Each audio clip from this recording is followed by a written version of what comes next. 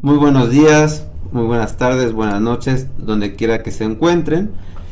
Hoy, 18 de septiembre de 2022, Excelente. tenemos un nuevo encuentro de historia, de hispanismo, con las asociaciones hermanadas México Hispano y Héroes de Cavite. Y tenemos hoy un invitado especial, el doctor Fernando Salazar Torres. Entonces, como antes de dar inicio a la ponencia y a hacer un esquema, un esbozo general de la trayectoria de nuestro querido invitado, vamos a hacer una presentación general de las asociaciones culturales ya previamente citadas por parte de sus representantes. En primer lugar, a Ángel Benzal, presidente de la Asociación Cultural Héroes de Cavite, y posteriormente a un miembro de la directiva de México Hispano, Mario Jesús Gaspar. Entonces, adelante, Ángel. Buenas noches, muchas gracias Daniel y por supuesto muchísimas gracias Fernando Salazar, al doctor por aceptar la invitación de estas dos asociaciones hermanas y por supuesto a todos vosotros por acompañarnos un fin de semana más. Sobre la Asociación Cultural de Cavite, decir que somos una asociación de divulgación histórica, hispanista y que entre otros grandes eventos tenemos el evento Hispanidad de Cartagena del 6 al 12 de octubre. Y bueno, vamos a contar con Marcelo Gullo, con Patricio Long, con Jorge Luis García, con Mónica Duar y con Rafael Aita, Capitán Perú. Eso solamente que vienen de América, ¿vale? Luego vamos a contar también con ponentes desde Filipinas, eso es complicado, y por supuesto por grandes estrellas también de España. Pero por no alargar más, pues bueno, ya cedo la palabra y cualquier información sobre el evento, pues invitaros a consultar la web de Héroes de Cavite o Hispanidad de Cartagena. Gracias.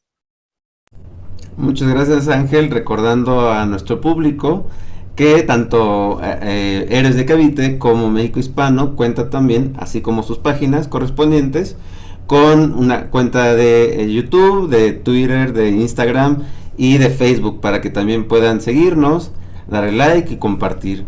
Ahora vamos a dar presentación de la Asociación México Hispano con un miembro de la mesa directiva, Mario Jesús Gaspar. Adelante. Buenas tardes, mis queridos amigos de Europa y de América.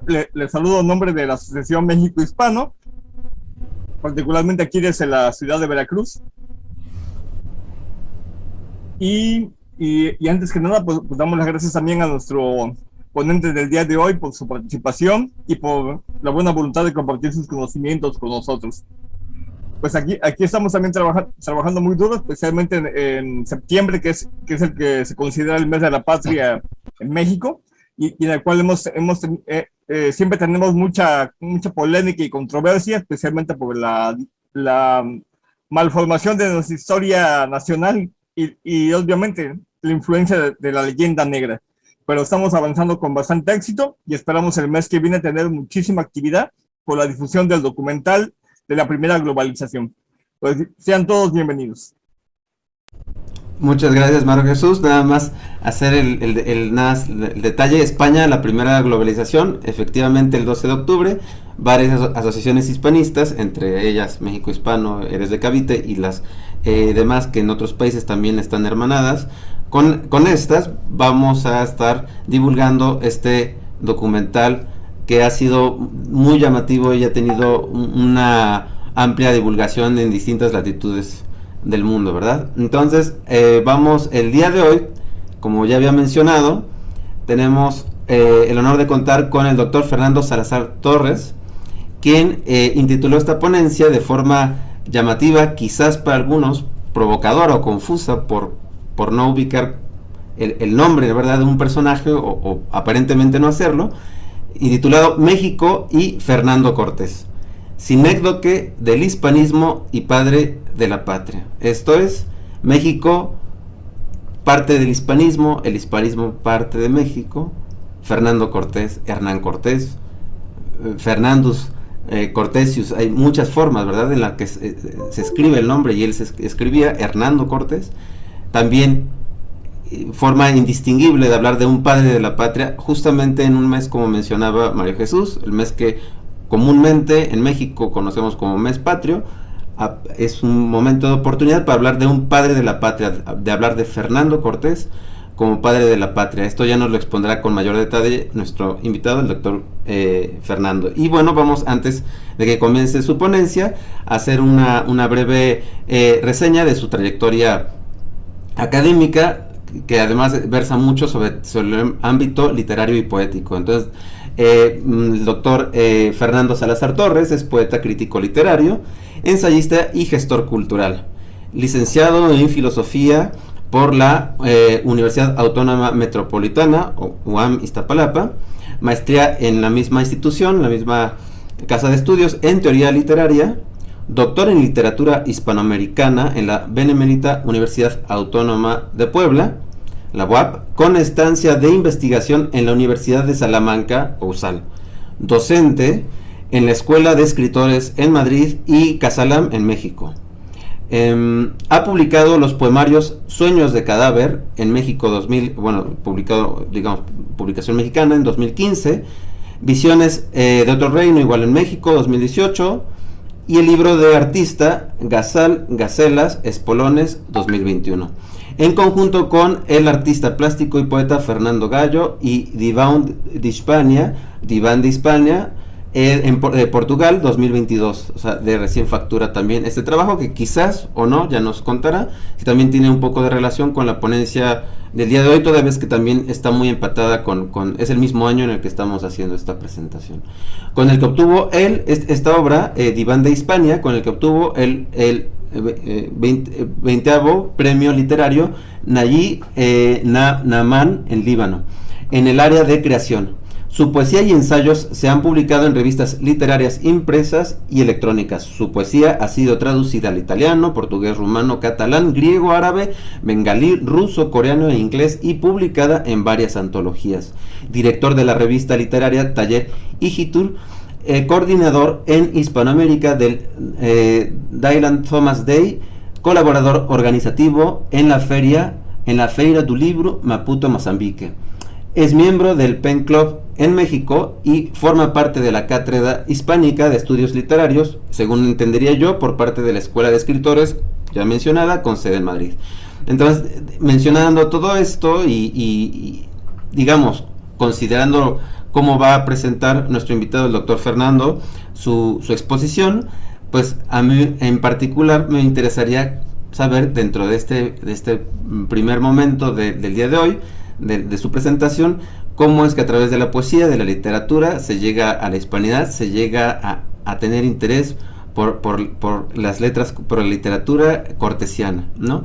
Ya sabremos cómo lo va a tratar nuestro invitado, y le damos la palabra recordando la ponencia del día de hoy: México y Fernando Cortés, sinécdoque del hispanismo y padre de la patria. Adelante, doctor Fernando. Bienvenido. Muchas gracias, Daniel, por la presentación, a todos los que forman parte de las dos asociaciones, y muy en especial a Ángel Benzal por la invitación. El día que me habló Ángel, yo estaba cruzando Texcoco, que es justamente el espacio donde Fernando Cortés, se reúne con sus generales para entrar a la ciudad de Tenochtitlán, lo que va a ser la caída de 1521. Fue curioso, ¿no? Me invita a la charla.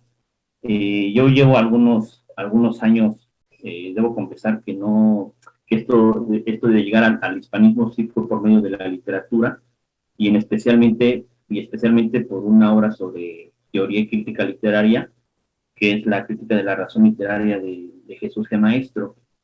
Entonces yo creo que el hispanismo o los hispanismos o todo lo que tenga que ver con la hispanósfera se puede estudiar y analizar de distintos puntos. Nosotros aquí, que he estado al tanto de sus charlas, de sus exposiciones y de los conversatorios, principalmente el proceso histórico, pero creo que también se puede ver desde la literatura, desde la arqueología, desde la gastronomía, desde distintas áreas, distintas fuentes se puede hacer este análisis. Y honestamente les debo de decir que a mí me hacía mucha ilusión en algún momento hacerme partícipe de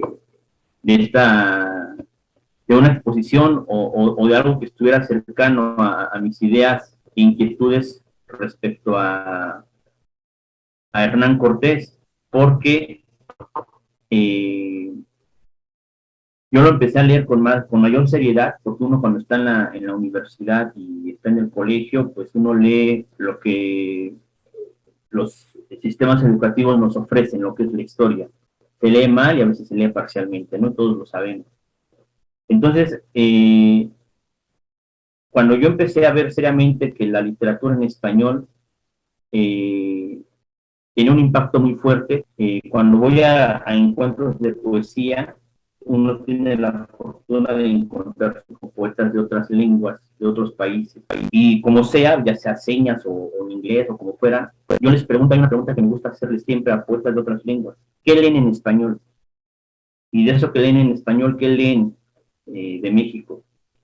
Y no va más allá de Octavio Paz o Gabriel García Márquez o Julio Cortázar, no va más allá de eso. Y entonces yo pienso ese fenómeno y digo, bueno, nosotros, los hispanohablantes o en el territorio de Iberoamérica, pues leemos todas las tradiciones, leemos poesía china, leemos poesía japonesa, griega, estadounidense, francesa, romana, alemana, rusa, y la lista se puede ir infinita. ¿Qué significa? Que nosotros leemos muchas tradiciones, no voy a decir que todas, porque posiblemente sería una exageración, pero sí muchas tradiciones, por lo menos más que ellos. Ellos no nos leen, nosotros sí nos leemos.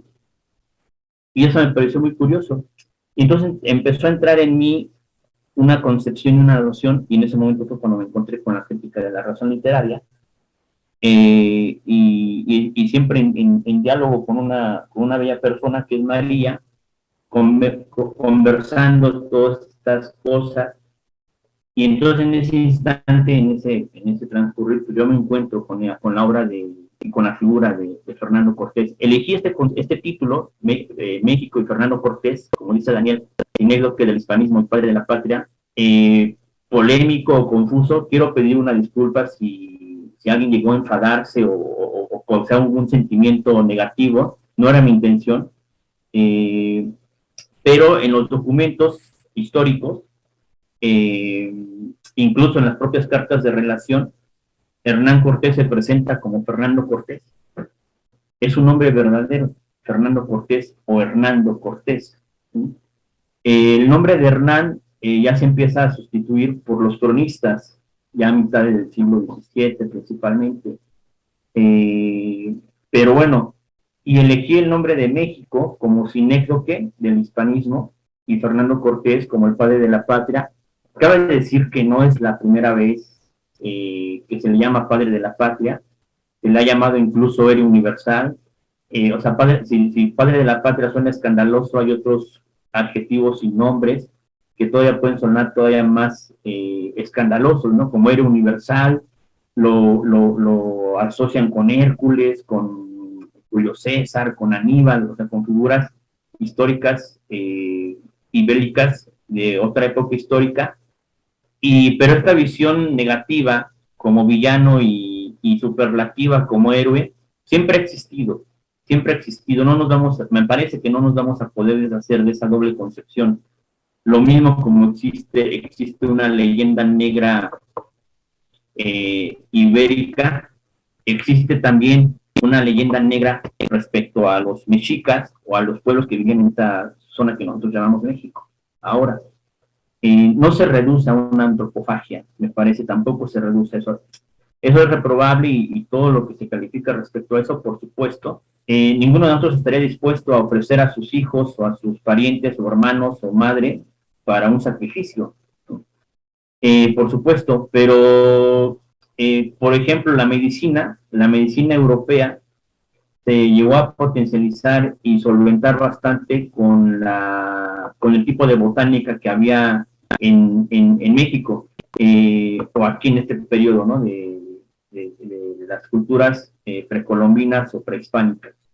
Puntualizar nada más eso, ¿no? Así como hay una leyenda negra respecto a España, hay una leyenda negra también respecto a las culturas, ¿sí? Porque incluso en las cartas de relación, cuando hablo de las cartas de relación me preciso específicamente la segunda y la tercera carta de relación, pero en la primera, e incluso también en la historia verdadera de Bernal Díaz del Castillo, cuando uno empieza a leer esa parte donde están describiendo la comida que comen, pues que no se muera de hambre en ese instante y no se le antoje lo que uno está leyendo ahí, pues no es humano, porque la variedad de comida, en las narraciones que hace Hernán Cortés y Bernal, por ejemplo, nos da ahí pie también de que había un concepto también de civilización. Aquí, incluso Hernán Cortés, en la carta segunda, dice, ¿por qué le voy a llamar Nueva España a México?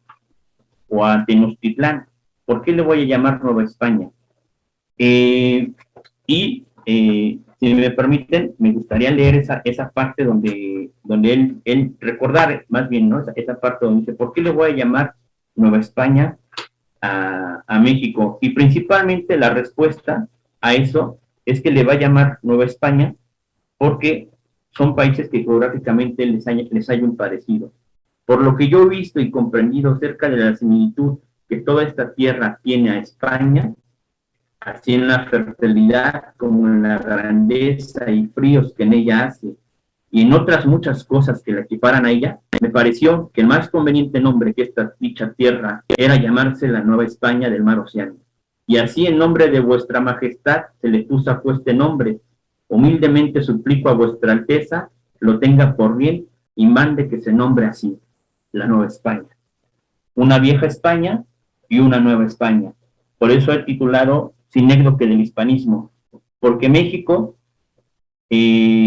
junto con Perú, son de los grandes virreinatos, pero principalmente México, principalmente a mí me parece México, porque incluso ahí en el documental de España, en la primera globalización, aunque en una hora es difícil concentrar todas las investigaciones y estudios económicos, mercantiles, filosóficos y literarios e históricos, sí se precisa que la Nueva España era la capital del mundo. ¿Sí? Obviamente ya cuando había caído Tenochtitlán a lo largo del siglo XVI. Sergei Surinsky, en este libro que se llama Las cuatro partes del mundo, historia de una mundialización, él habla de una mundialización ibérica o de una mundialización hispánica. Y en México, en la Ciudad de México, en el centro histórico, ahorita les voy a mostrar un mapa del siglo XVI donde voy a basarme en mis ideas, Surinsky, pero también en otro libro de poesía de Balbuena, que se llama Grandeza Mexicana, ambos autores hablan de que en la Ciudad de México, entre el siglo XVI y XVII, se hablaban las lenguas del mundo. ¿Qué significa eso? Significa que la Ciudad de México, y México en sinécdoque, utilizando esta figura retórica literaria,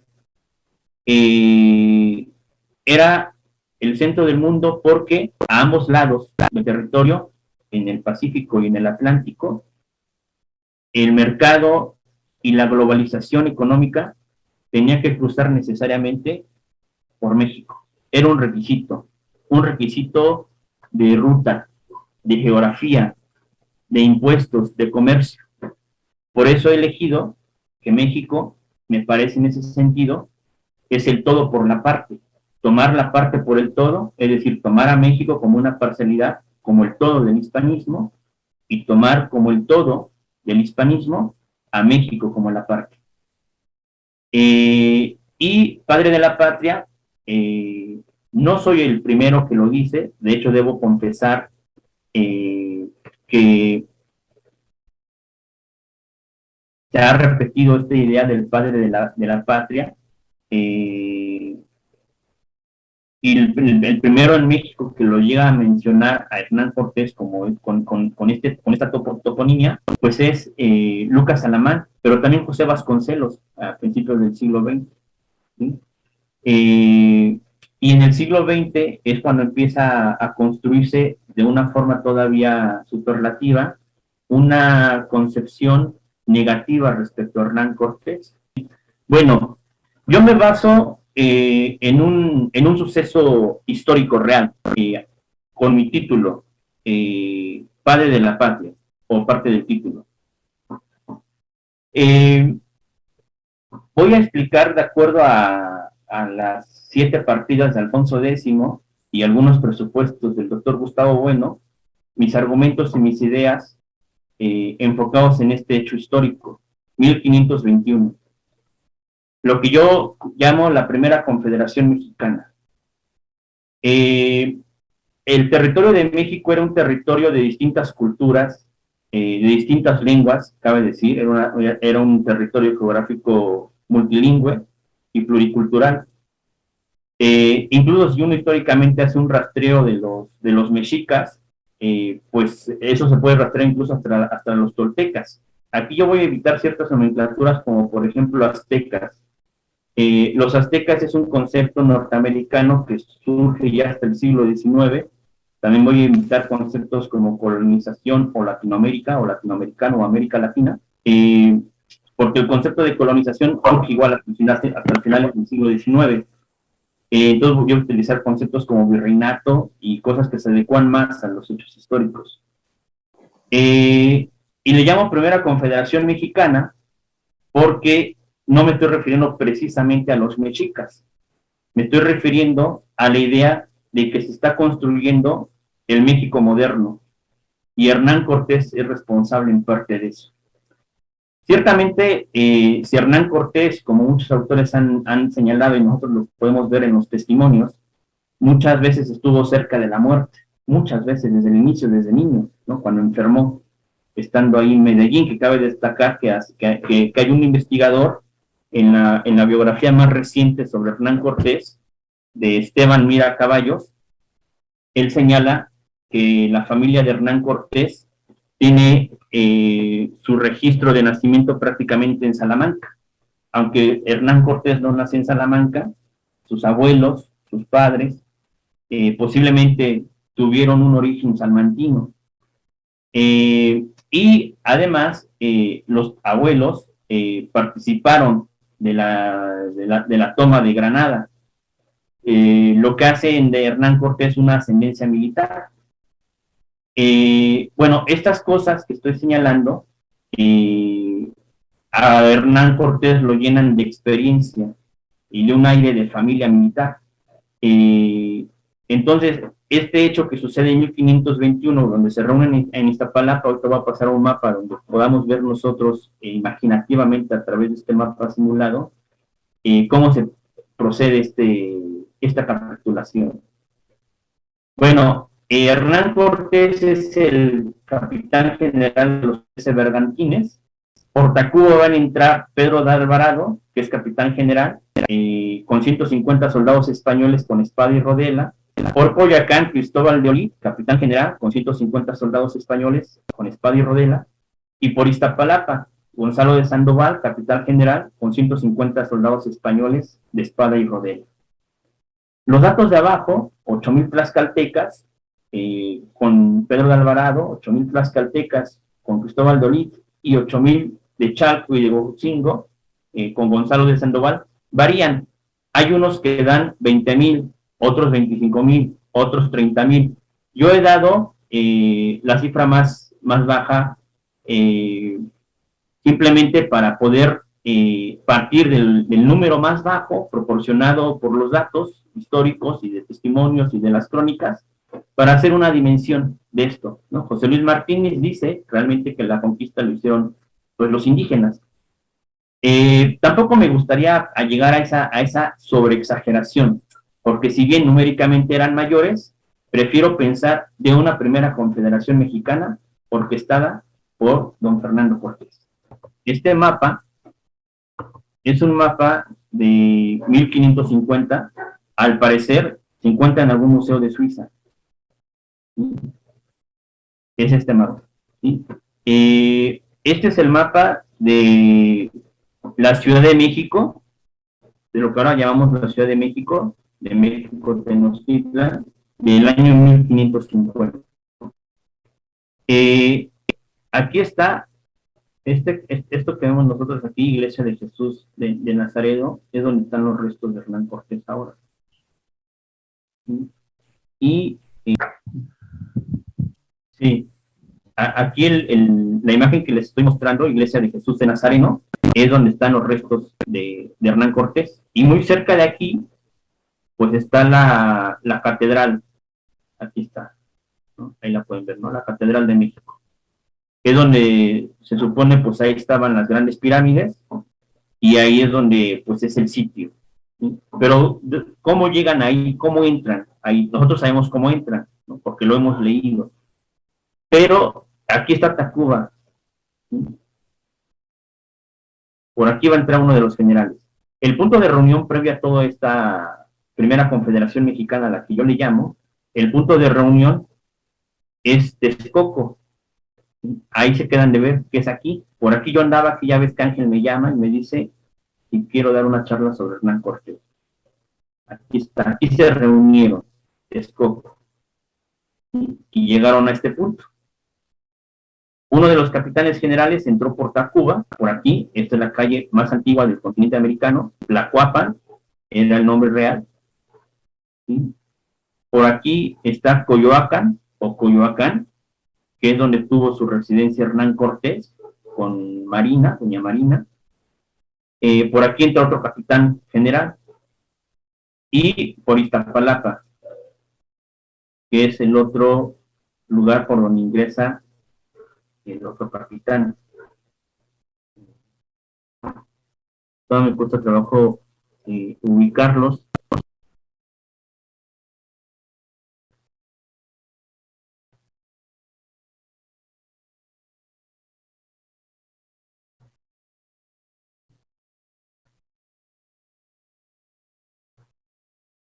Bueno, está por aquí, ¿no? Que localizo. Acá está, esta palabra. Entonces, si bien no hay un rodeo totalmente, vemos nosotros que sí hay una intención de idea militar de cómo vencer. Y bueno, Hernán Cortés va a entrar por aquí, ¿no? Con los bergantines, porque él es el capitán de los 13 bergantines. Bueno, y uno puede ponerse a rastrear aquí distintos vestigios arquitectónicos, también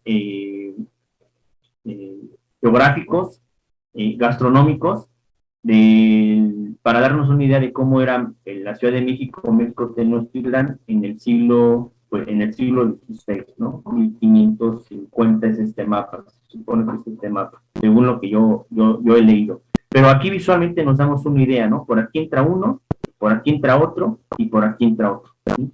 Bueno, voy a regresar a las diapositivas.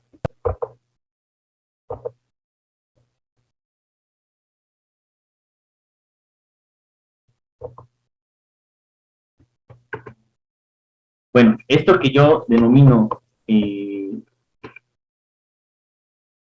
la primera confederación mexicana implica mi primera idea de por qué llamo a Hernán Cortés el padre de la patria. Esto lo voy a solventar con dos conceptos que más adelante voy a tratar de explicar, que es el concepto de nación y distinguirlo del concepto de patria, según lo que Gustavo Bueno explica en su libro España frente a Europa o contra Europa, algo así se titula el libro. Entonces, bueno, pero ya anteriormente Hernán Cortés había hecho una primera defensa de México cuando Pánfilo de Narváez llega a Yucatán, enviado por Diego Velázquez, pues para ser capturado. Y sabemos cuáles eran las intenciones, recordemos cuáles eran las intenciones de Pánfilo de Narváez. Y esa me parece que es la primera defensa que realiza Hernán Cortés, España frente a Europa, exactamente. Y esa es la primera defensa que a mí me parece que hace Hernán Cortés en esta concepción que él se está construyendo de una nación que llama Nueva España. Bueno, voy a seguir con este primer párrafo que cuando yo hablé con Ángel, redacté este pequeño párrafo en un pequeño video, y me gustaría leerlo con ustedes. Me parece importante, que es un poco la síntesis de lo que he expuesto hasta ahora. Con la obra literaria de don Fernando Cortés, pues me refiero a sus cartas de relación, Marqués del Valle de Oaxaca, gobernador y capitán de la Nueva España, inicia la historia moderna de México. Además, debería ser considerado padre de la patria. ¿Por qué lo considero con su obra literaria como el iniciador de la historia moderna de México? Porque esto añado una propuesta y una idea de Duverger, del hispanista francés, que muchos no la aceptan, pero no deja de ser interesante y sugerente. Duverger señala que Bernal Díaz del Castillo es un seudónimo que se inventa Hernán Cortés, y que en realidad el libro La historia verdadera de la conquista de la Nueva España es una obra escrita por Hernán Cortés. No deja de ser tentadora. Duverger escribe la historia como debió de haber sido, en ese sentido. Y pensar, supongamos en la mera hipótesis de que efectivamente la historia verdadera de la conquista de la Nueva España es una obra de Hernán Cortés, es un estilo bastante distinto a las cartas de relación, lo cual haría a Hernán Cortés, en esta hipótesis o ficcionalización que se inventa Duverger, el primer escritor hispanoamericano, superando a Fernando Pessoa en ese sentido. Me parece glorioso la propuesta de Duverger, repito, siendo consciente de que posiblemente es una cosa que él se está inventando. Sigo en esta lectura, en este pequeño párrafo. Cierto, es una figura compleja y sobre todo el proceso de conquista. Utilizo la palabra conquista porque los cronistas utilizan la palabra conquista. En ese sentido, yo entiendo también que históricamente en el siglo XVI el concepto de conquista era muy diferente a nuestro concepto en lo que nosotros tenemos respecto al siglo XX, por ejemplo, de conquista o colonización. En la península ibérica, pues venían de este proceso de la toma de territorio ibérico ocupado por los musulmanes 7, 8 siglos anteriormente, ¿no? Que ahí respecto yo tengo una opinión también personal, ¿no? Pero bueno, esa no es la cuestión. Considero, bueno, es una figura compleja y sobre todo el proceso de conquista, pero existe un vacío total entre la verdad histórica y la interpretación de esa verdad histórica. En ese sentido me parece también que los distintos estudiosos, que hay mucha información, hay muchos libros. Este libro que yo les mostraba de la última biografía, la biografía más reciente, en una entrevista que le hacen a este autor que se llama Esteban Miras Caballos, él dice: Hernán Cortés nace español y muere mexicano. Este libro es muy bueno porque viene una bibliografía al final, y además viene aquí también como una especie de árbol genealógico de la familia de Cortés. Y ahí hay y los primeros responsables de esta cuestión superlativa de ver prácticamente a Hernán Cortés como un superhéroe o a veces como un genocida, leían alguna vez en un libro que a Hernán Cortés deberían de enterrarlo junto con Franco. Imagínense lo que implica todo eso, ese enunciado, enterrarlo junto con Franco. Tiene que ver con este vacío entre la verdad histórica y la interpretación de esa verdad histórica. Considero que Cortés fue el primero en construir una unidad nacional, justamente cuando se dio el punto de reunión en Texcoco entre los jefes militares de Cholula, Tlaxcala, Ocosingo y demás todos los indígenas, con el señor Malinche. A propósito, ¿se acuerdan cuando alguien, no sé si creo que fue un investigador, pero este dicho lo cometen muchos, incluso especialistas, que llaman a doña Marina o a Malini Malinche? A ella jamás se le llama Malinche. Al que le llaman Malinche es a Hernán Cortés. Bernal dice en algún pasaje, dice: e iban los tlaxcaltecas y se dirigían con el señor Malinche. ¿Qué significa? El que camina junto a doña Marina. Con el señor Malinche para entrar a la ciudad de Tenochtitlán. Bueno, ahí Tenochtitlán, ahí no sé si me equivoqué o fue un error de dedo. Algo que desde meses atrás se venía planeando tras la derrota de la Noche Triste, o la Noche Gloriosa, como se quiera ver, ¿no? De qué lado se vea.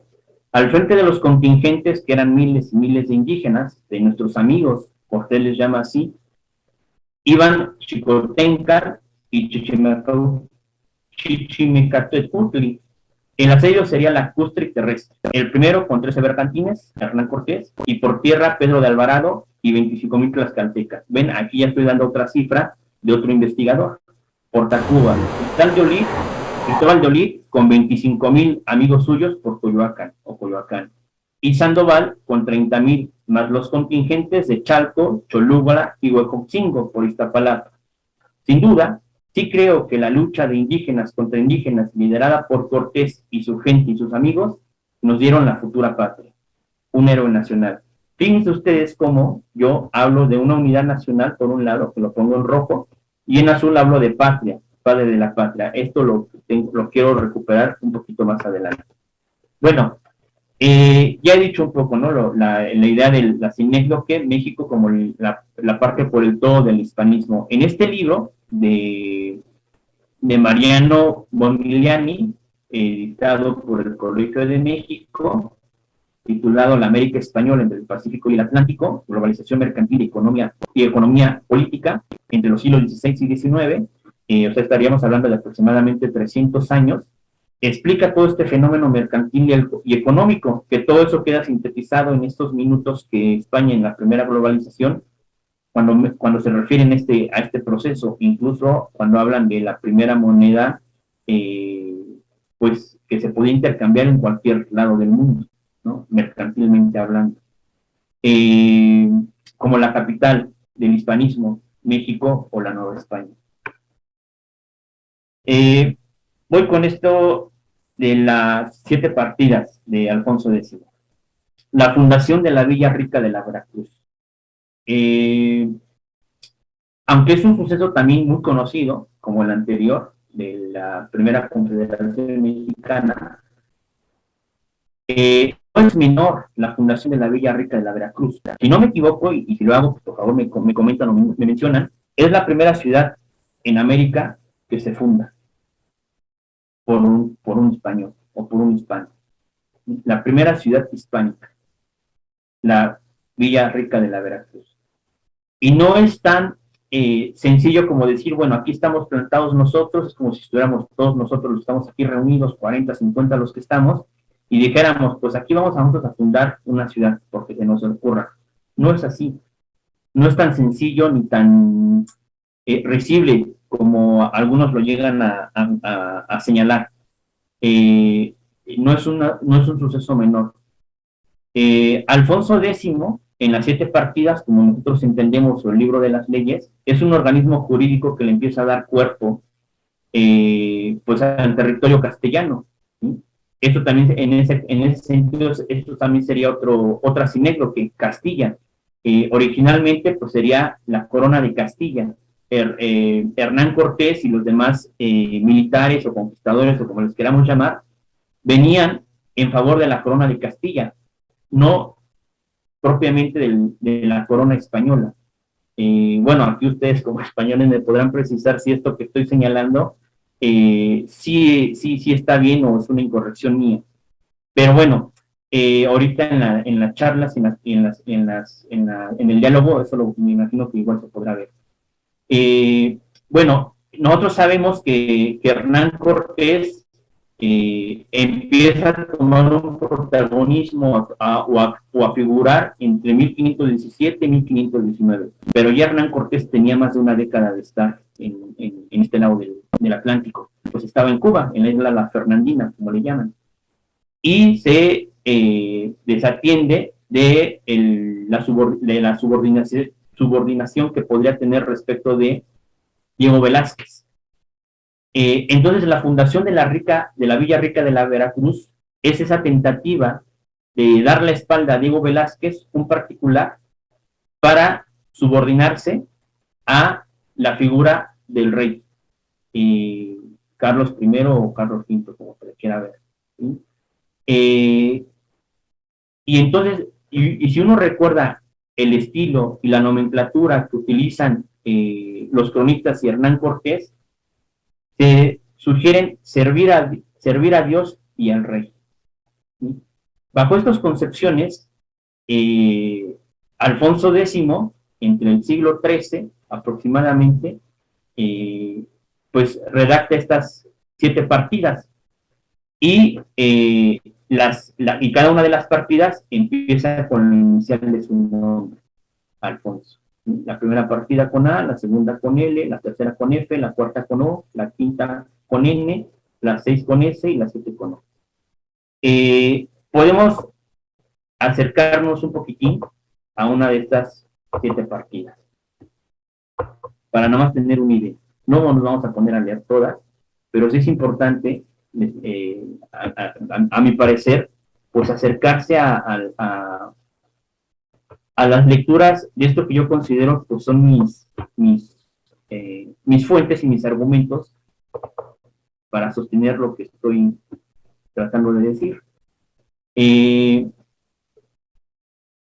Esto se puede, como ustedes pueden verlo, se localiza en la biblioteca de Cervantes, que es prácticamente como la Biblia para nosotros, en la biblioteca virtual de Cervantes. Ahí sí no estoy seguro si se pueden leer las 7 partidas o solamente la primera. Bueno, me quiero ir a la anterior, a esta, la página 14.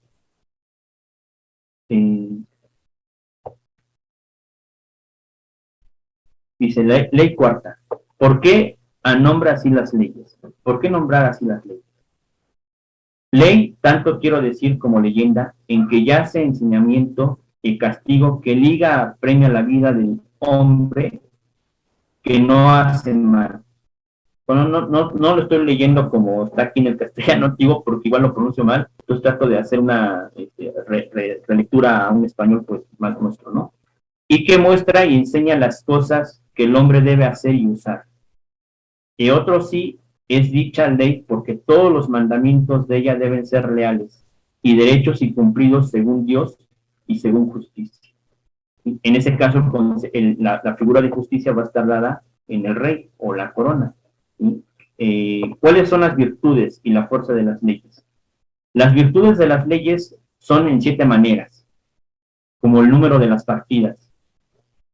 Que esto también podríamos nosotros encontrar una concepción también religiosa, ¿no? O simbólica. La primera es creer, la segunda ordenar las cosas, la tercera mandar, la cuarta ayuntar, la quinta galardonar, la sexta velar, la séptima escarmentar. ¿Dónde conviene que el que quiere leer las leyes desde nuestro libro, que pare en ellas bien mentes y que las escudriñe de guisa que las entienda? ¿Cuáles deben ser las leyes? Cumplidas decimos que deben ser las leyes, y muy cuidadas y muy catadas porque sean derechas y provechosas comúnmente a todos, y deben ser llanas y paladinas porque todo hombre les puede entender y aprovechar según su derecho, y deben ser sin escatimar y sin punto porque no pueden venir sobre ellas disputación ni contienda. Hay estudiosos que señalan, bueno, ahí voy a dejar, ¿no?, de leer las 7 partidas. Hay estudiosos que señalan que Hernán Cortés posiblemente llevaba una copia de las 7 partidas consigo. Y bueno, lo que se decía es que hay gente que, bueno, estudiosos, investigadores que señalan, me parece que es una especulación. O sea, en la investigación y en los estudios historiográficos está bien la especulación, porque te da para moverte en la argumentación, te da posibilidades de desplazamiento en la argumentación. Pero yo realmente, de lo que yo he leído de la obra de Hernán Cortés y de los cronistas, no me da como para especular.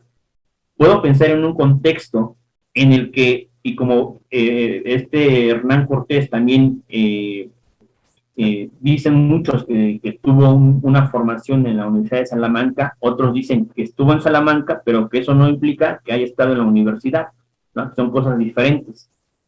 Pero en un contexto, o sea, el respirar en Salamanca, aunque uno no esté en la universidad, te acerca a la tradición, y en este caso me refiero a la tradición alfonsí o alfonsina, de las 7 partidas.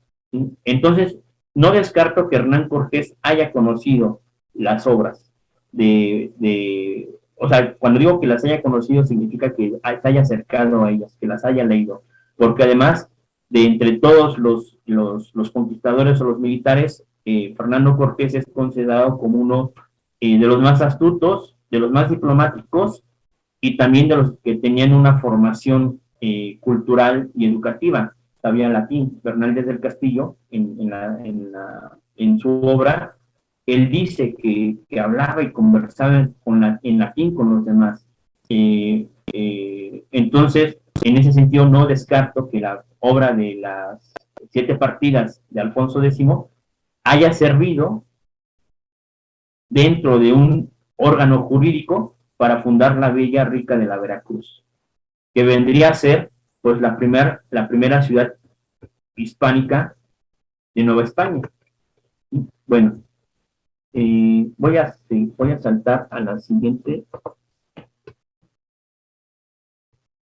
diapositiva. México, la parte por el todo y el todo por la parte. México como sinécdoque. Pues la lengua, ¿no? En principio la lengua. Aquí ya estoy hablando cuando pues cae Tenochtitlan, ya cuando corre el siglo, el año 1521, llega a 1522, 1523 y va avanzando. Es decir, que ya podemos hablar de la Nueva España o de la expansión del Imperio Español, ¿no? En territorio americano. El primer elemento yo considero que es la lengua. Cuando en una de estas charlas que hubo, alguien comentó que de un plumazo los mexicanos de un plumazo nos hemos quitado el hispanismo, pues yo siempre pienso en la lengua. México es el país con el mayor número de hispanohablantes en el mundo. Ahora, con toda esta, sabemos que uno de los grandes problemas para combatir la leyenda negra y todos estos problemas en contra del hispanismo, pues es la educación, ¿sí? Porque leemos mal la historia o nos la enseñan mal y se lee parcialmente. A todo ese grueso de la población, que prácticamente vendría a ser todo el continente, o toda la gente hispanohablante, plantearía una hipótesis. Bueno, renuncia a tu religión, renuncia a tu lengua, renuncia a tu historia, renuncia a tus costumbres, renuncia a tu moral. Si crees que los españoles fueron tan crueles como crees que nos lo enseñan, ¿qué te quedaría? Nada. No nos quedaría ni identidad ni origen. Pero aquí señalar que el hispanismo no es nuestra única identidad y origen, porque somos un crisol, al final de cuentas, como los españoles también son un crisol.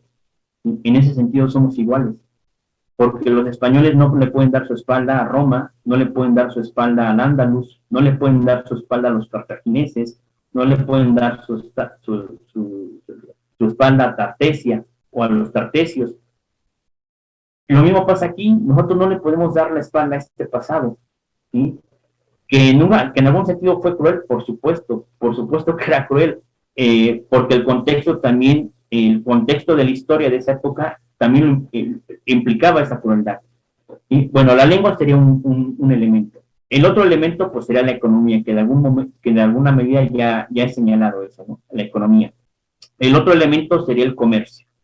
Ganado de China, Filipinas, pues el transcurso, ¿no? Comercial. Aquí no me quiero ampliar porque pues no es el tema, me quiero precisar en esta relación México-Hernán Cortés, Nueva España como capital del comercio y del Imperio Español, el Atlántico y Pacífico, los puertos comerciales del mundo, y otro elemento importante que es la religión católica y cristianización de un nuevo continente, o sea, de la gente que habitaba aquí.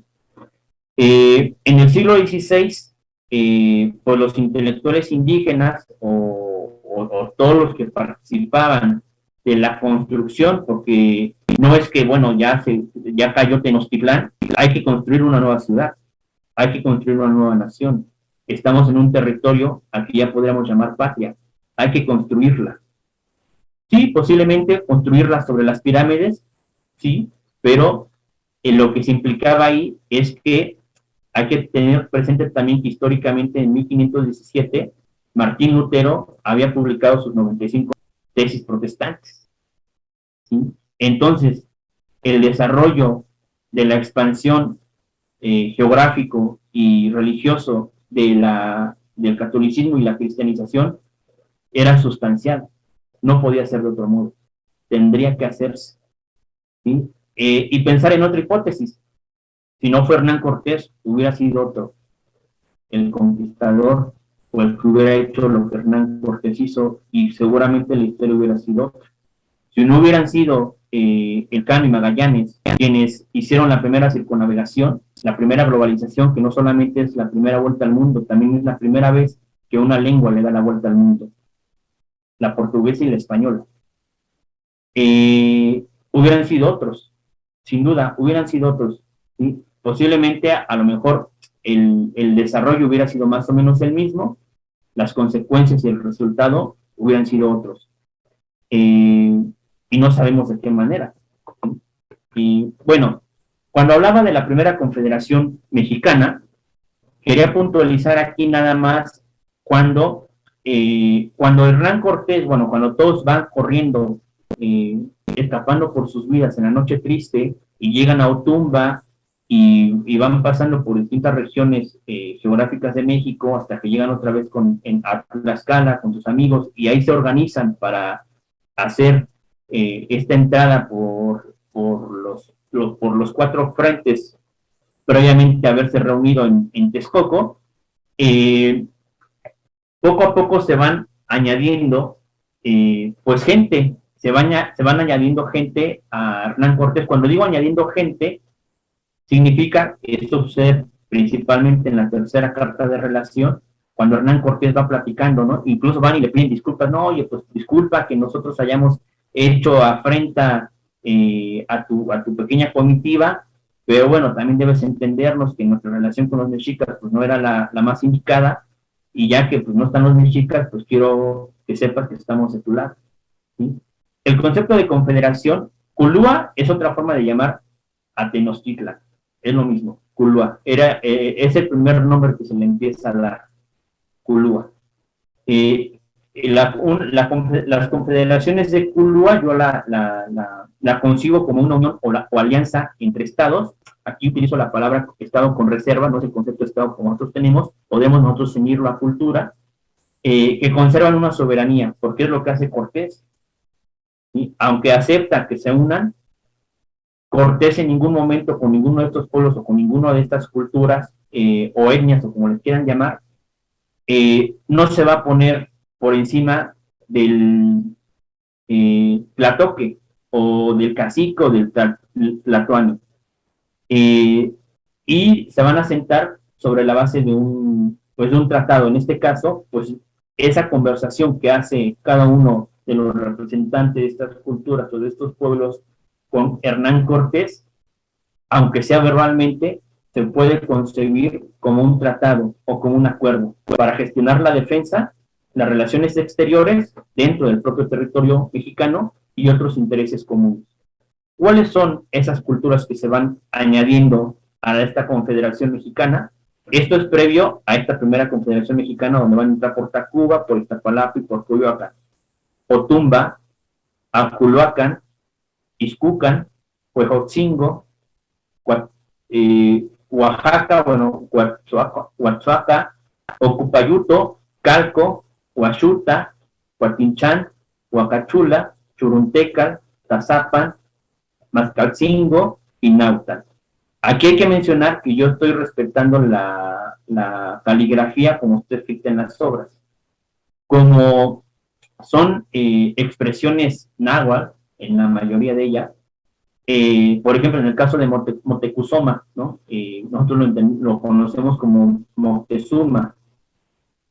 A Huitzilopochtli le llamaban Huichilobos, por ejemplo, ¿sí? Es decir, si nosotros nos acercamos a una lengua que no es familiar a la de nosotros, pues vamos a escribir como la entendemos o como la escuchamos. Así que eso no me parece ninguna incorrección gramatical, ni mucho menos. Forma parte pues, de los testimonios históricamente que tenemos, para poder dar pie a esto que yo le llamo la Confederación de Culúa, o lo que después sería la primera Confederación Mexicana.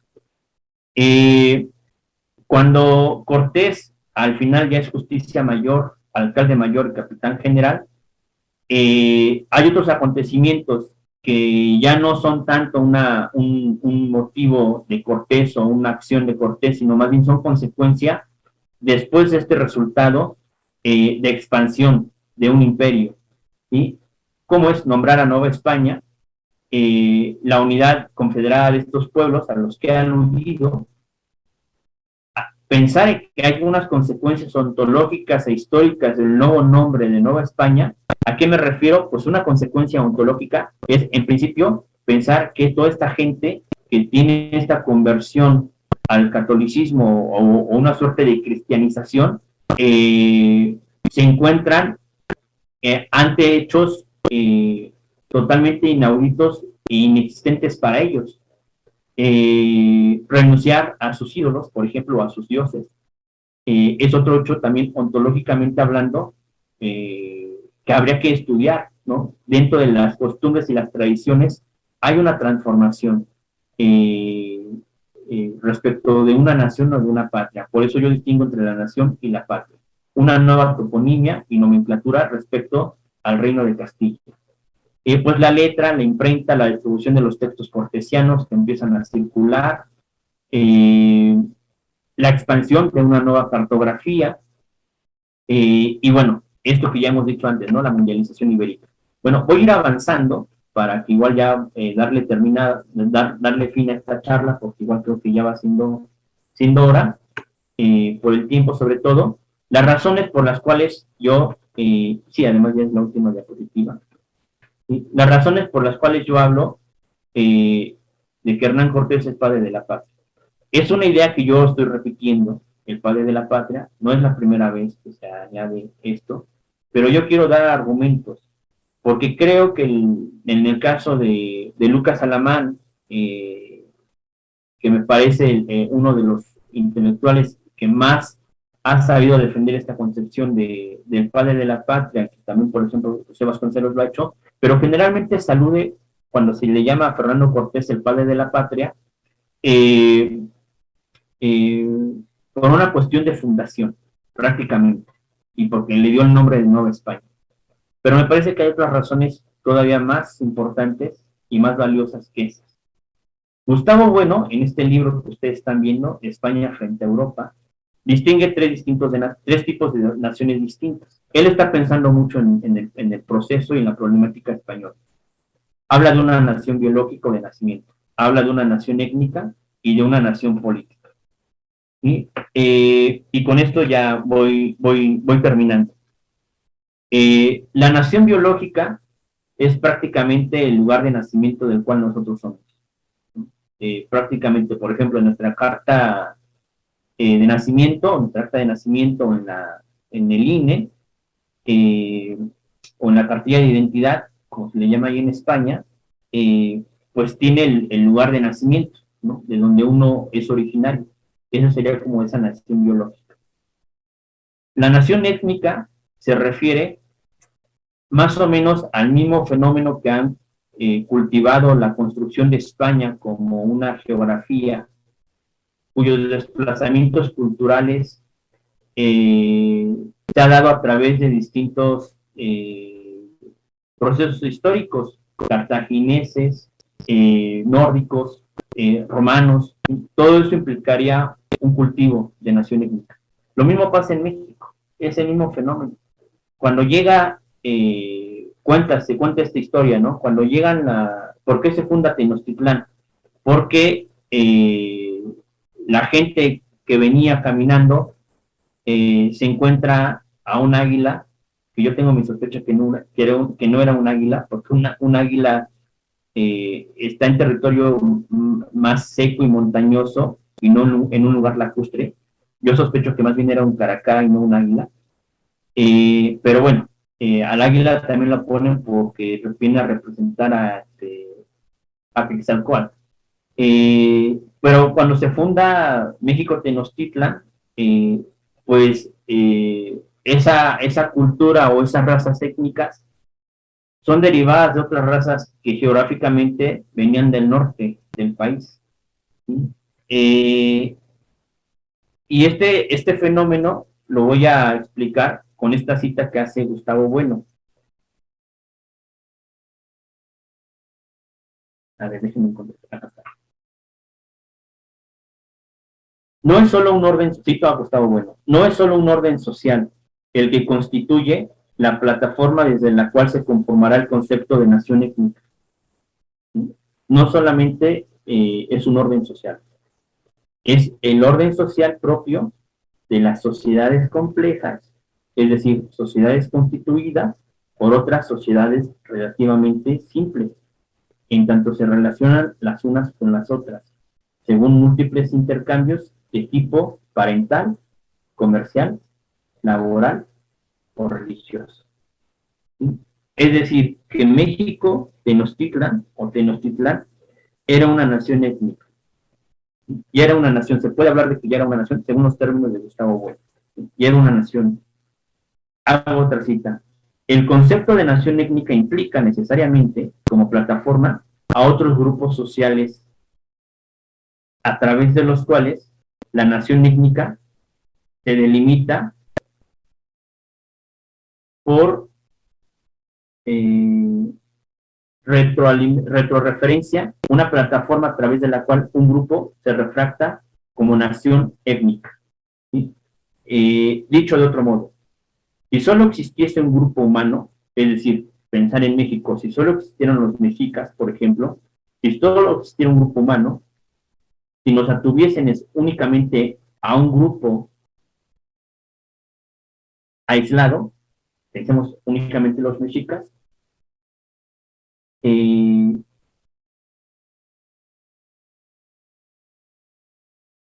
entonces esos grupos no podrían ser conceptuados como naciones.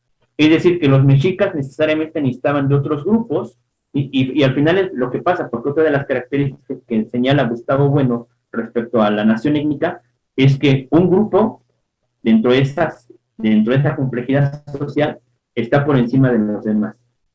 Y utiliza el concepto tributo. Por eso me llama mucho la atención, Gustavo. Bueno, los grupos tributarios respecto a un grupo que está por encima de los demás. ¿Y qué es el fenómeno de México Tenochtitlan?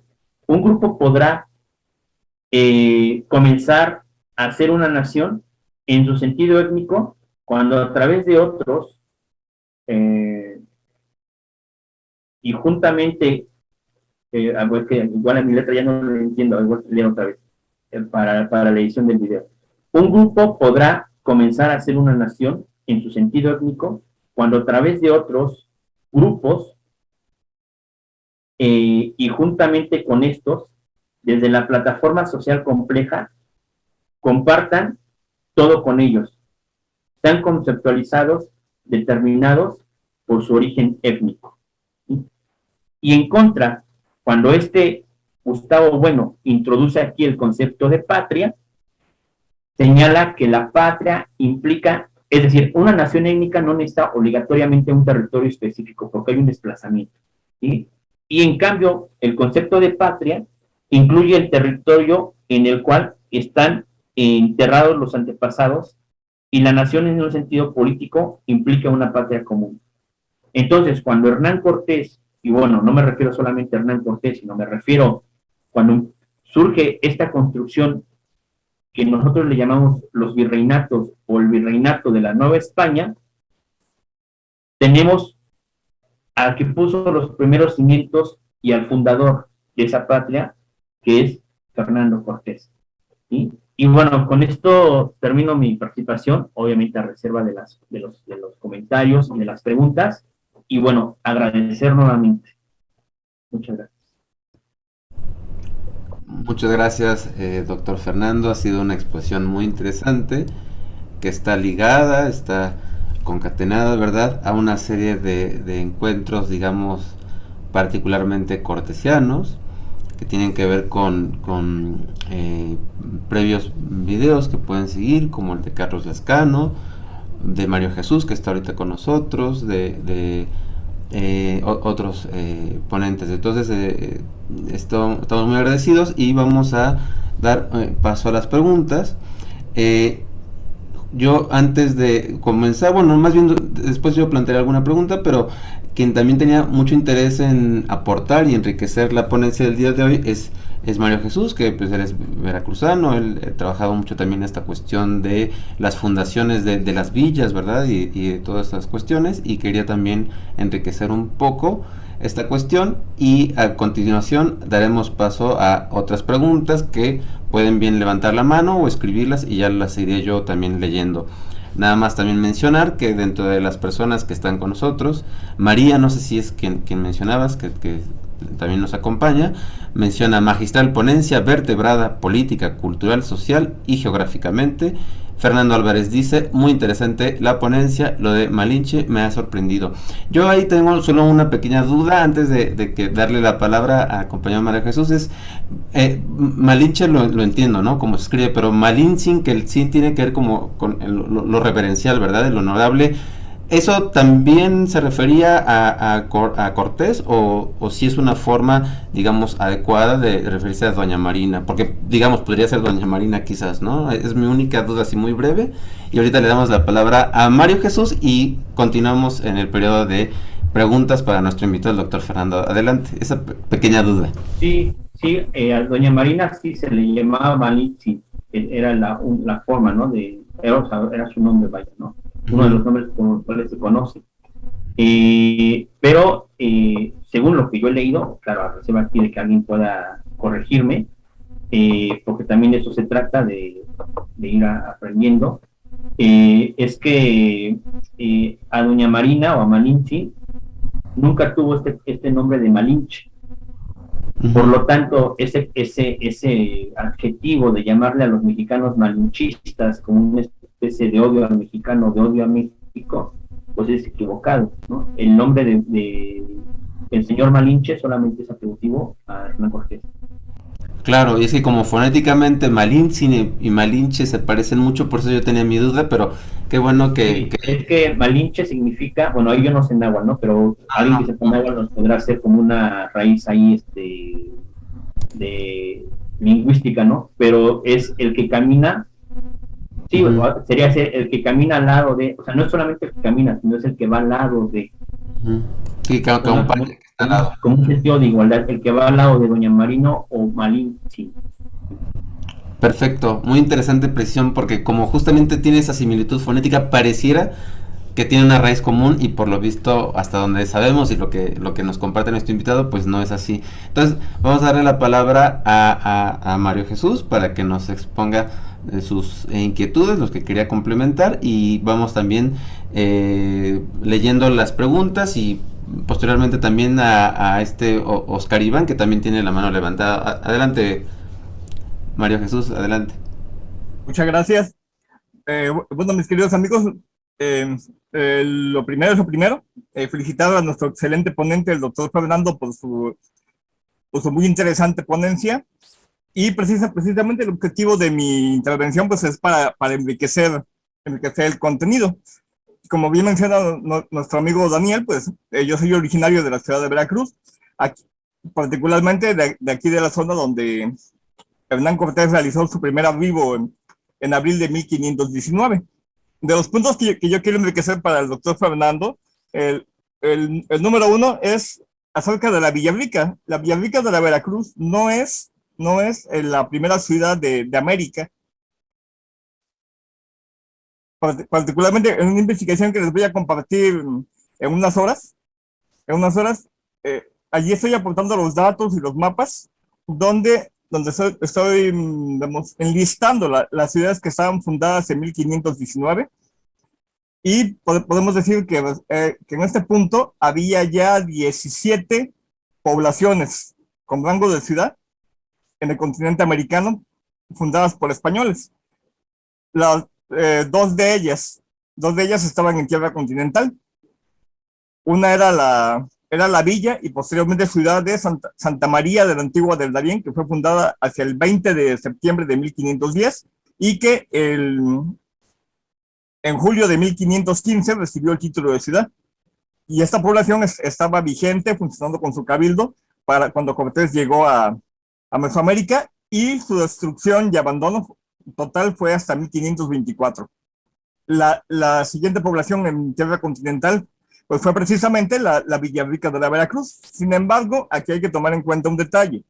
Lo que Cortés fundó no fue una ciudad. La ley española no le daba automáticamente el título de ciudad. Eso solamente lo podía dar el rey. Hernán Cortés lo que funda aquí es, contando con el número de soldados que traía, funda una villa. Y ya será hasta 1523 cuando le otorgue el título de ciudad junto con el escudo de armas. Y aparte, la siguiente ciudad en tierra continental se fundó apenas unos meses después de su arribo, el 15 de agosto de 1519, con el gobernador Pedro Arias de Dávila, que funda la villa de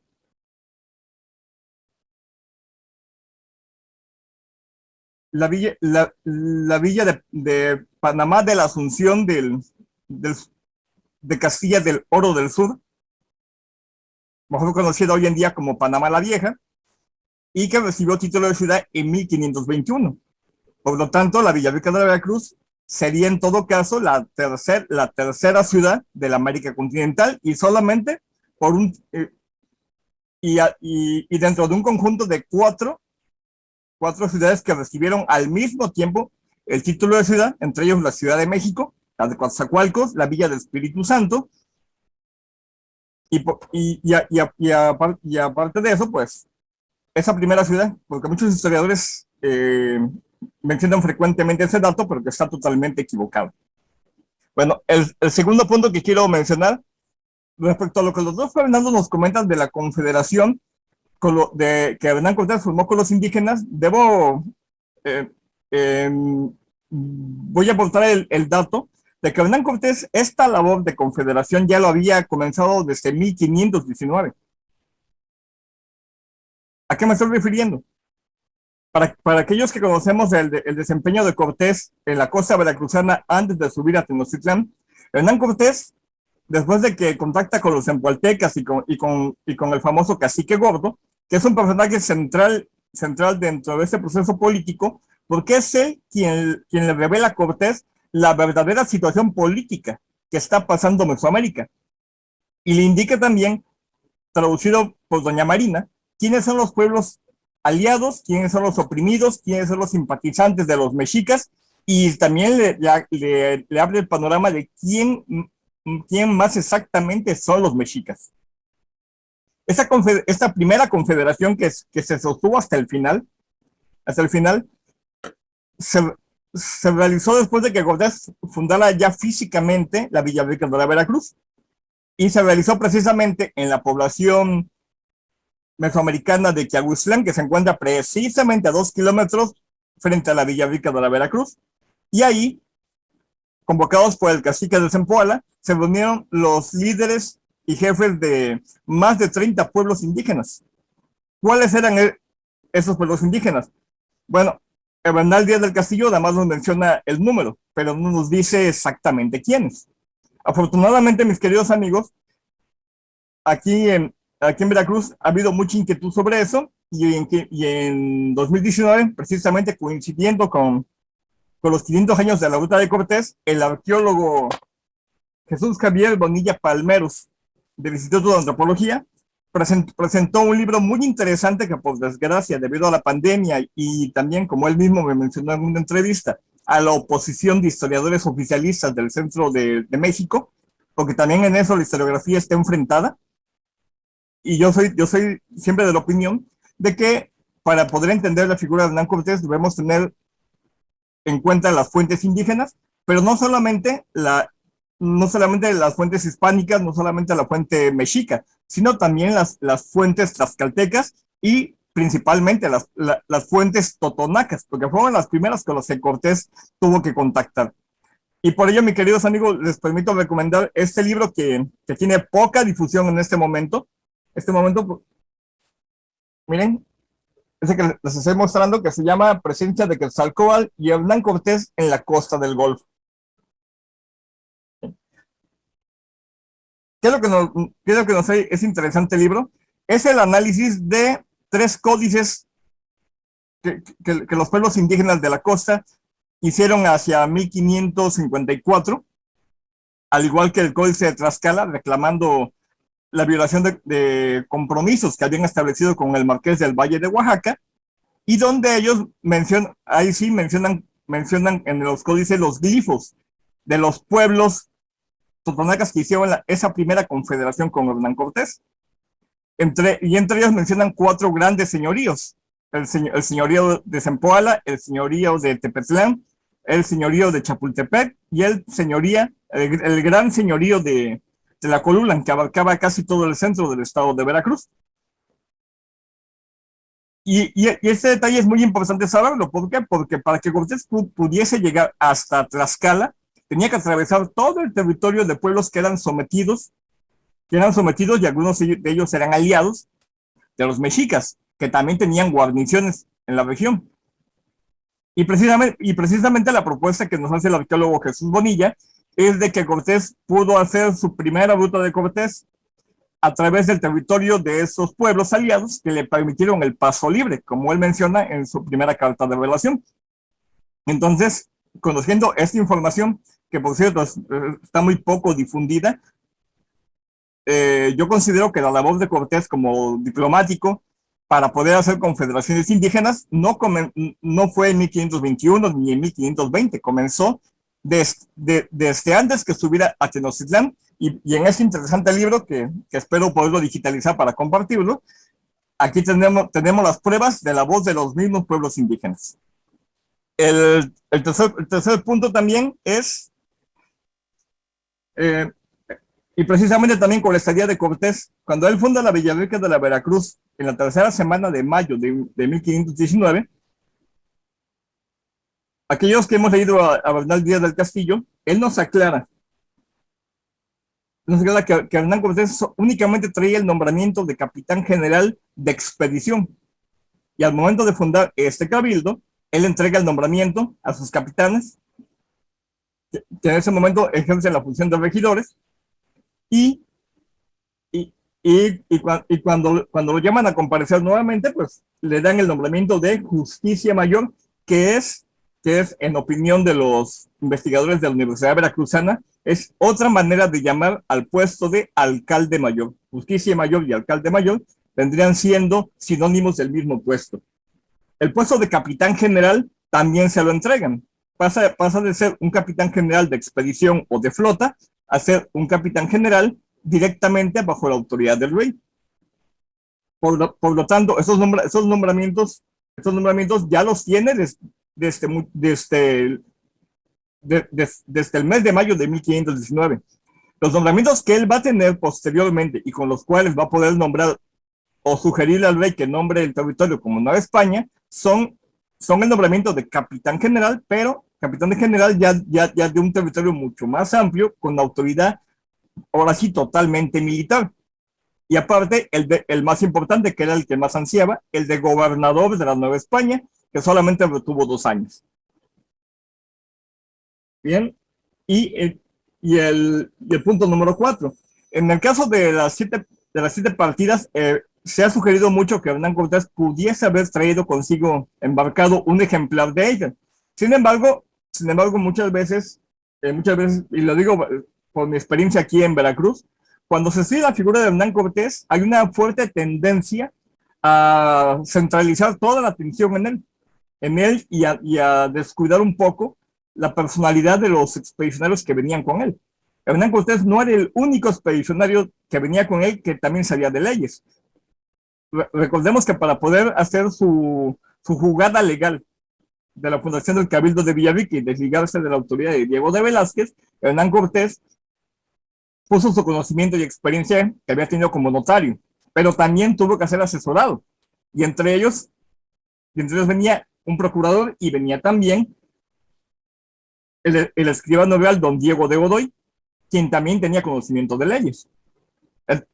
Y muy posiblemente, si no Cortés, alguno de sus capitanes o el secretario Godoy traían ejemplares de las justicias o apuntes de esta obra o de alguna relacionada, ¿no?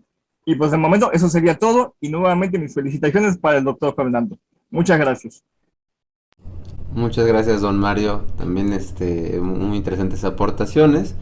Ahorita vamos a continuar la serie de preguntas y aportaciones. Claro, si doctor Fernando también quiere aportar o comentar sobre lo que también nos comenta don Mario, está muy bien.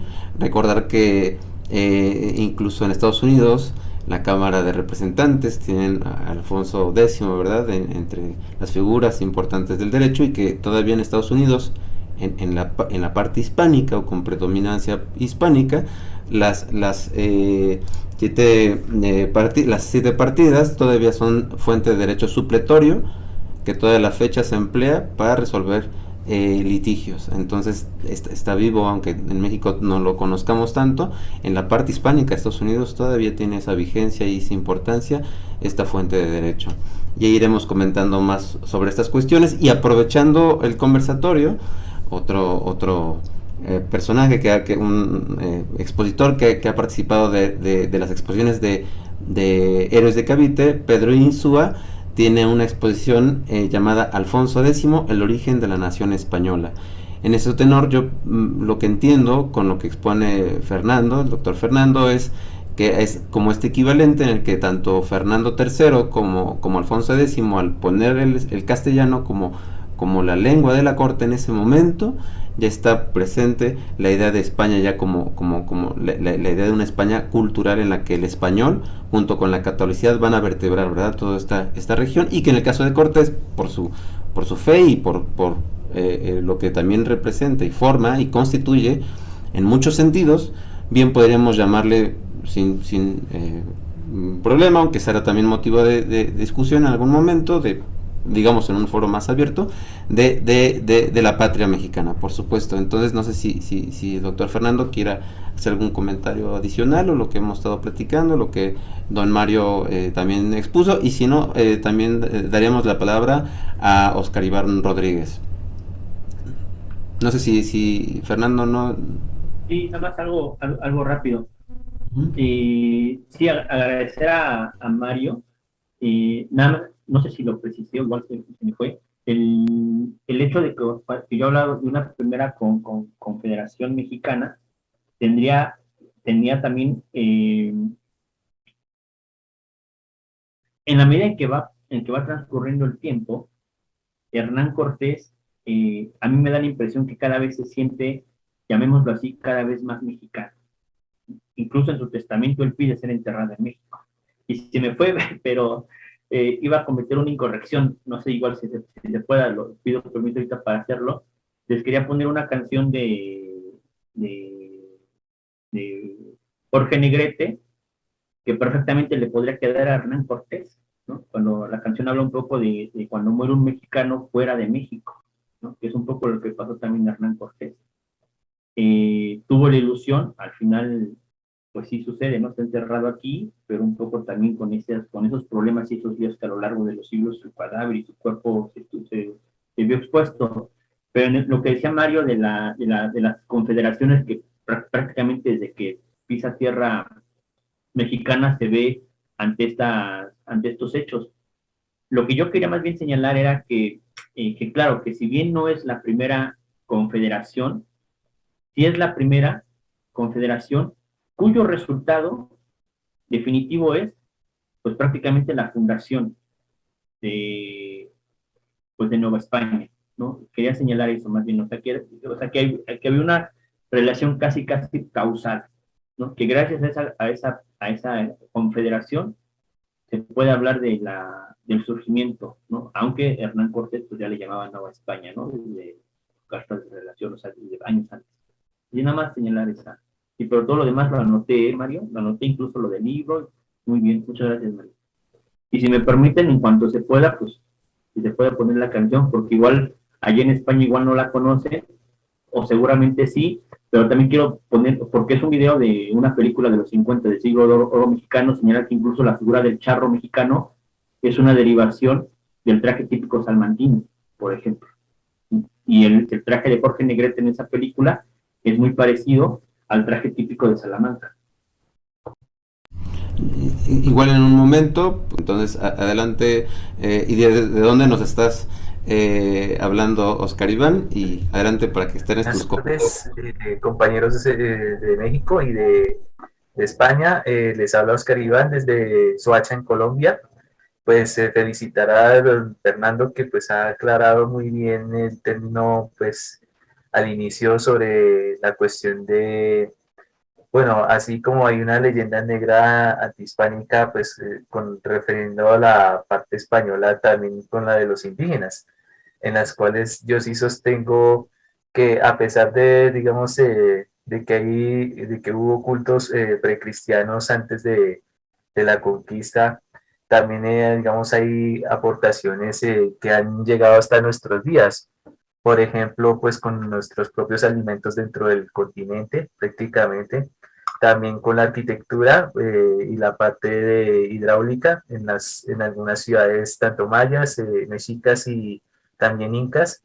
Algunos sistemas de numeración y calendarios, que es preciso, pues, darles un mejor homenaje.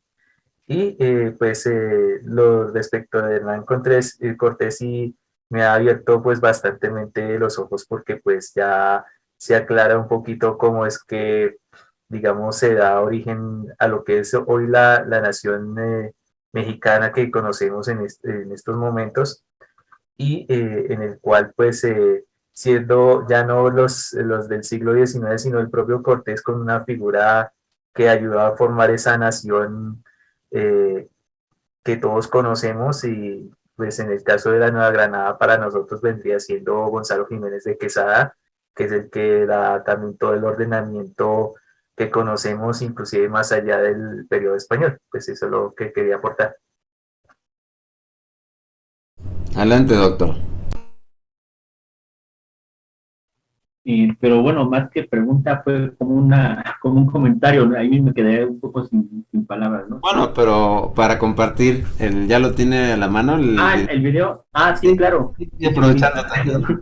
Y algo que yo entendería de la respuesta del doctor Fernando sobre esta idea de las confederaciones, tendría que ver que al final, pues en el Virreinato de la Nueva España, el 13 de agosto, finalmente se instaura el paso del pendón y la celebración, ¿verdad?, de lo que va a ser el virreinato, como esta gesta de conquista. Entonces, cuando guste, doctor. Sí, a ver qué les parece.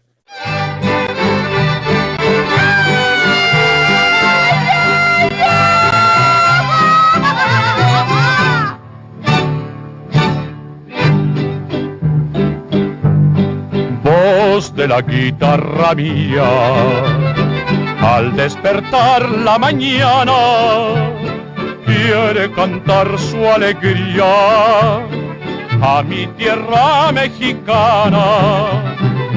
Yo le canto a tus volcanes, a tus praderas y flores, que son como talismanes del amor de mis amores. México lindo y querido, si muero lejos de ti, que digan que estoy dormido y que me traigan a ti, que digan que estoy dormido y que me traigan a ti. México lindo y querido, si muero lejos de ti. Así se canta en Zacatecas y este gallo no lo cruce, ¿Quién es? No sé, un aficionado. Lo hace espléndidamente para ser un aficionado.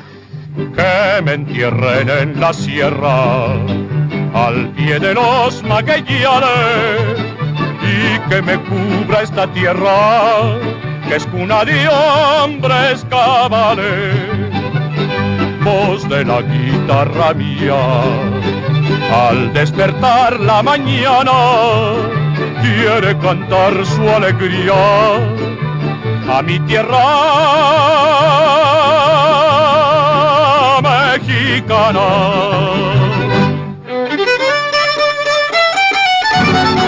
¡Esto es México, Banairo!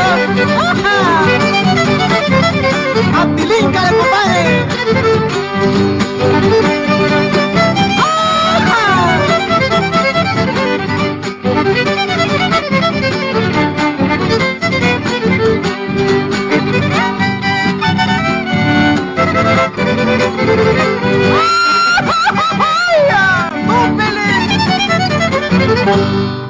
México lindo y querido, si muero lejos de ti, que digan que estoy dormido y que me traigan aquí. Que digan que estoy dormido y que me traigan a ti. México lindo y querido, si muero lejos de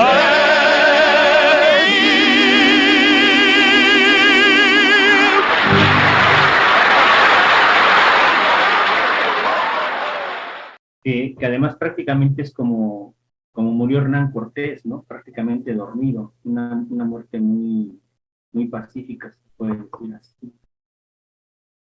No sé si quieran ir también formulando, escribiendo otras preguntas, levantar la mano. Yo de cualquier forma, y digamos aprovechando la oportunidad, y también las noticias, porque también doctor Fernando, que a través de Jesús G. Maestro, ¿verdad? Y la Escuela de Oviedo, Gustavo Bueno, una noticia reciente que también es meritoria de la hispanidad, es que se inauguró la Plaza Gustavo Bueno en Oviedo, entonces también es otro mérito importante. No sé si estaba al tanto el doctor Fernando, pero bueno, es una noticia que también era importante divulgar. Y yo tengo una pregunta que tiene que ver con el estilo literario, que también es como algo que lo tiene muy desarrollado, digamos, su punto de partida, que es ¿qué nos podría recomendar como pautas, cuestiones a cuidar mucho de los estilos literarios de los cronistas y en general del siglo XVI? Cuando leemos el siglo XVI, porque también esto de las cifras pareciera ser también todo un tema, ¿verdad? Porque o las cuestiones, porque pareciera que por una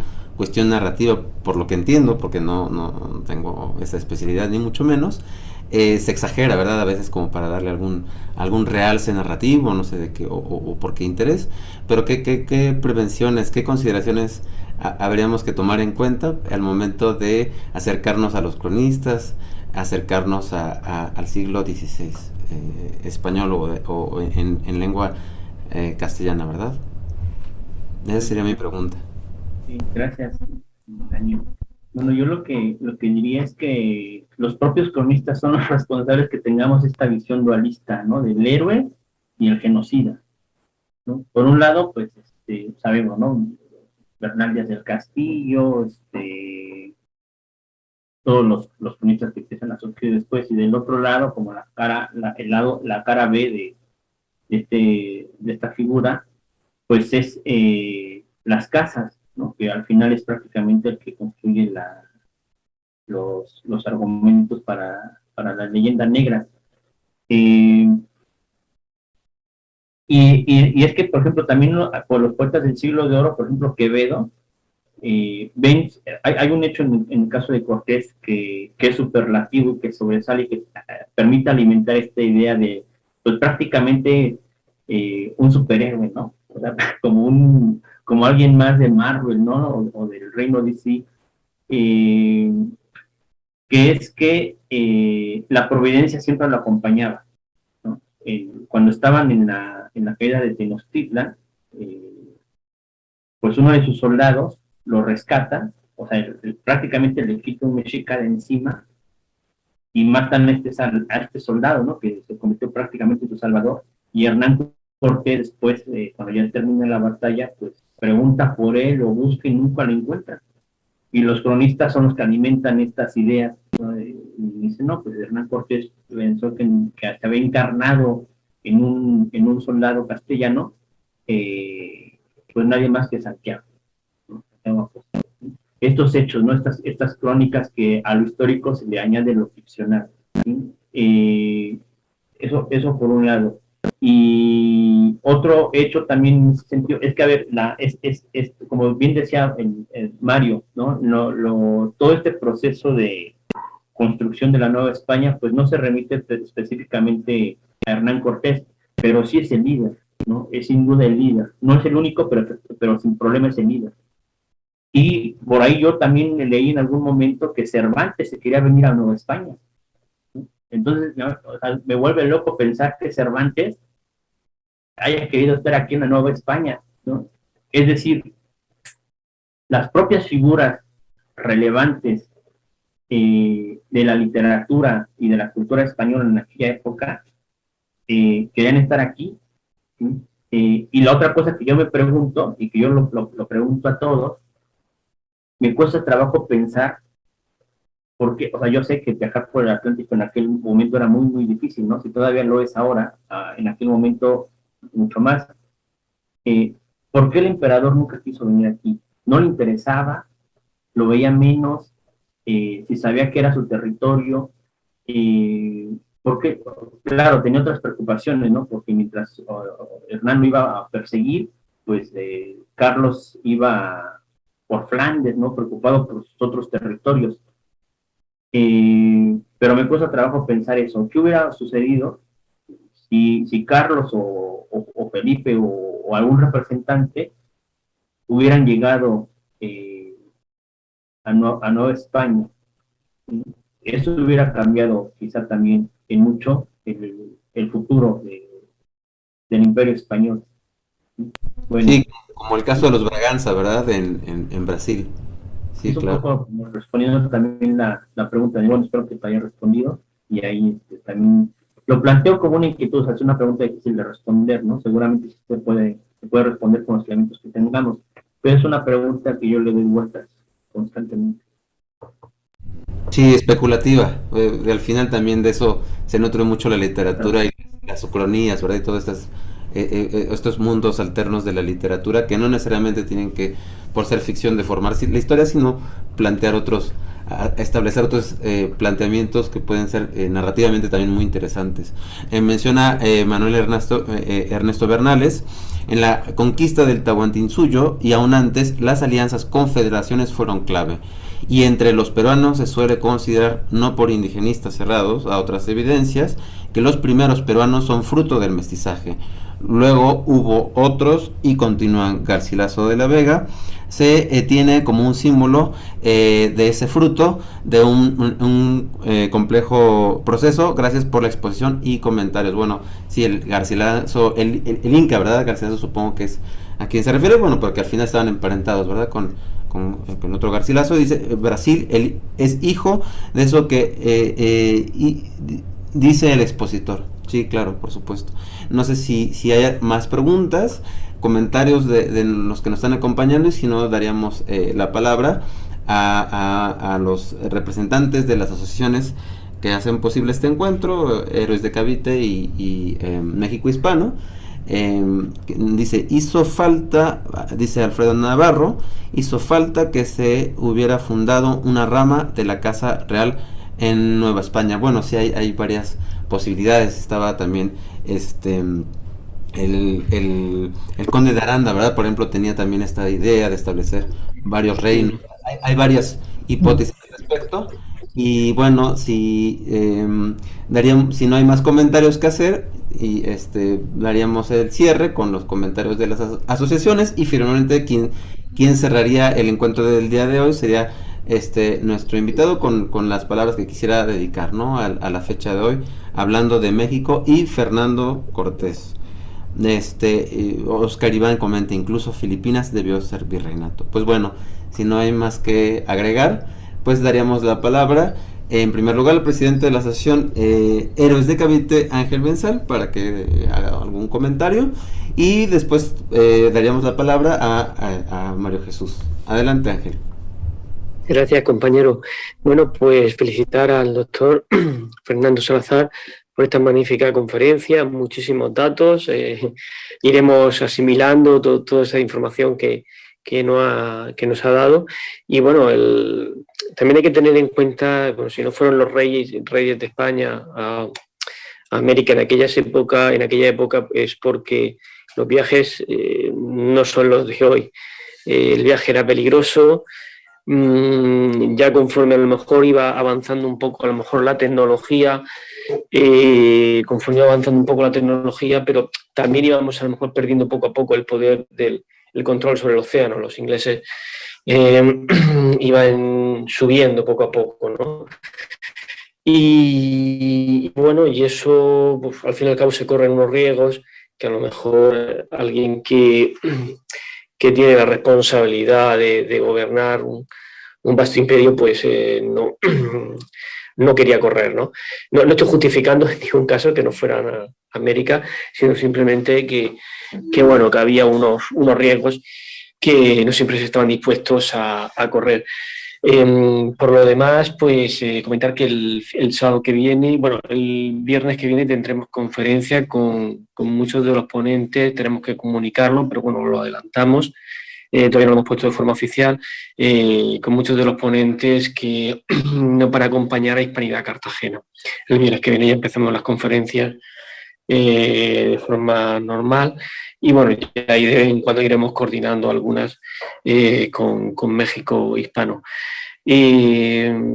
Por lo demás, pues nada, no quiero entretener más, quiero dar paso al compañero de México hispano y por supuesto pues felicitar una vez más al doctor Fernando y bueno, que esta casa es su casa y seguro que podemos ir sumando entre todos.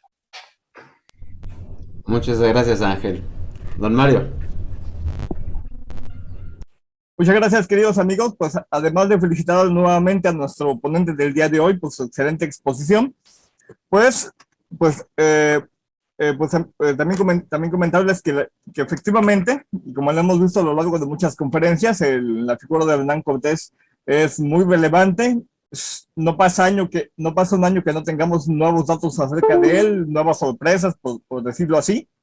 Y como yo lo menciono constantemente a las personas que siguen mi trabajo, Hernán Cortés es con mucha seguridad el personaje que ha sido más investigado, que tiene más biografías y que ha sido tanto el más alabado como el más denigrado en todo el continente americano. Y por lo tanto es nuestra responsabilidad, para muchos es nuestra vocación, el seguir estudiando para poder tener una imagen de él más amplia, más clara, una imagen más humana, porque al final de cuentas eso es lo que somos todos, somos seres humanos imperfectos, más allá de la figura del héroe, del héroe y de los mitos que se van construyendo a lo largo de la historia. Pues por mi parte eso sería todo y muchas felicidades a nuestro expositor y a los compañeros que están participando el día de hoy. Muchas gracias. Muchas gracias, don Mario. Parte de lo que hacemos o procuramos hacer, o al menos yo lo veo así, es una labor de reconocimiento de cómo nos constituimos culturalmente como hispanos, como mexicanos y como hispanos en lo general, y en esos términos, más allá de cuestiones meramente ideológicas, es una cuestión del hispanismo, yo estoy convencido de ello, de un reconocimiento en ese tenor. También considero que lo que nos comenta el día de hoy el doctor Fernando, de también tener muy presente nuestras raíces indígenas, tiene que ver con el hecho de que los propios españoles las reconocieron como fuente de derecho, como a partir de la costumbre. O sea, no podríamos ser más papistas que el Papa en esos términos, y tendríamos que también saber que el valor que tiene lo indígena es ser mexicano, evidentemente. Eso sin duda alguna. Damos la palabra al doctor Fernando para que nos despida con lo que quiera dar como cierre. Sí, muchas gracias. Bueno, me gustaría decir tres cosas. Desde la revista Taller y YouTube, nosotros abrimos una nueva sección que se llama Hispanidades hace como 2-3 años, justamente con todo este propósito, ¿no? Que aquí sabemos lo que implica hablar de las hispanidades o los hispanismos, y especialmente obviamente desde una trinchera literaria, porque es una revista de literatura, pero no nos cerramos a otras áreas, y estamos preocupados por difundir esta parte del español desde sus orígenes, ¿no? Como a mí personalmente, en cuanto a gusto y trato, me gusta mucho la tradición del Andaluz, la literatura andalusí, me parece también un baluarte sustancial de la hispanidad, y que igual, bueno, agradecer a ustedes, realmente estoy muy ilusionado y conmovido por la invitación. Yo llevo ya meses escuchándolos y siguiendo un poco su trabajo, digo un poco, pues me limito a ver los videos que suben, ¿no? a las páginas, ¿no? de YouTube.